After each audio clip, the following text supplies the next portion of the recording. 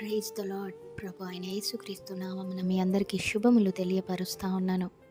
మరి ఈరోజు పరిశుద్ధాత్మ దేవుడు మీకు ఇస్తున్న వాగ్దానం ఏమిటంటే, విశ్వాసముతో ప్రార్థన చేయి, నీ రోగమును నేను స్వస్థపరుస్తాను అనేసి.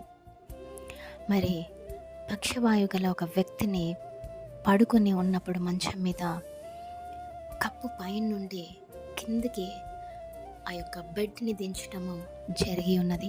అక్కడ యేసుక్రీస్తు ప్రభుల వారు సువార్త ప్రసంగం చేస్తూ ఉన్నప్పుడు, మరి వారి యొక్క విశ్వాసాన్ని చూసినప్పుడు ఆయననంటారు, ఎవరైతే పడుకున్న వ్యక్తిని, కుమారుడా ధైర్యం తెచ్చుకొనుము, నీ పాపములు క్షమించబడ్డాయి అనేసి. ఆ తర్వాత ఏం జరిగిందో మనందరికీ తెలుసు.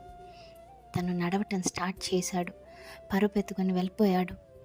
మరి ఎందుకు అంటే, వారి విశ్వాసాన్ని బట్టి అతని పాప క్షమాపణ పొందుకొని స్వస్థత పొందుకున్నాడు. ఈరోజు చాలామంది ప్రార్థన చేస్తారు, కానీ విశ్వాసం ఉండదు, నమ్మకం ఉండదు. మరి పరిస్థితులు కూడా ఆ విధముగా ఉంటాయి. ఇంకా ప్రార్థన చేస్తూ ఉన్నాను, ఎందుకు జవాబు రావట్లేదు అనేసి కొన్ని సందర్భాల్లో కొంతమంది అవిశ్వాసానికి గురి అవుతారు. మరి ఆవగించేంత విశ్వాసం అంటే చాలు అనేసి యేసుక్రీస్తు ప్రభుల వారు చెప్తారు కదా. అలాగే ఆయనకు నమ్మకముగా విశ్వాసముగా ఉండకపోతే ఆయనను మనం సంతోషపడలేమండి.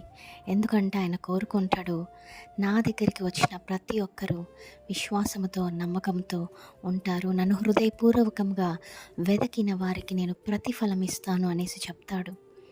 అలాగే యెషయా గ్రంథము 53:4 ఈ విధముగా ఉంటుంది, నిశ్చయముగా నేను నీ రోగమును భరించెదను అని. మరి నేనే నిన్ను స్వస్థపరచు యెహోవాను అని.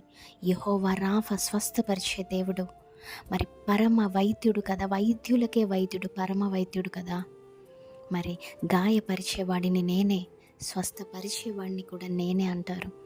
మరి ఈరోజు మీరు ఎటువంటి అనారోగ్యంతో బాధపడుతున్నప్పటికీ ప్రార్థించండి. నమ్మకంతో, విశ్వాసముతో ప్రార్థన కోసం, జవాబు కోసం, ప్రార్థన చేసి జవాబు కోసం వేచి ఉండండి.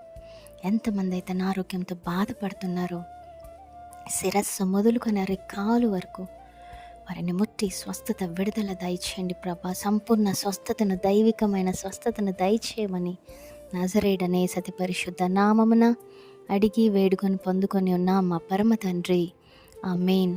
నమ్మండి, విశ్వసించండి, ఈ వాగ్దానంని ఎత్తిపట్టి ప్రార్థించండి. Amen. Praise the Lord. Have a great day.